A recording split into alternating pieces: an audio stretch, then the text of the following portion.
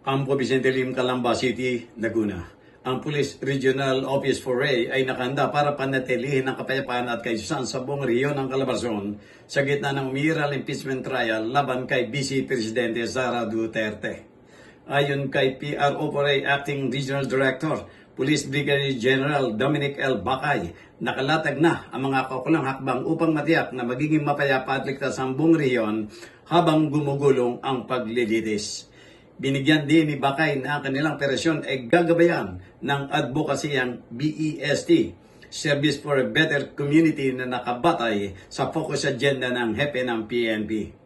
Sa ilalim ng mandatong ito, inatasan ang bawat tauhan ng PRO 4A na isabuhay ang apat na pangunahing haligi ng serbisyo, maging nakikita, agad na makipag-ugnayan, maglingkod ng sama-sama at baguhin ang pagtitiwala. Nananatiling matatag ang PRO 4A sa aming panata na pangalagaan ang kaligtasan ng publiko.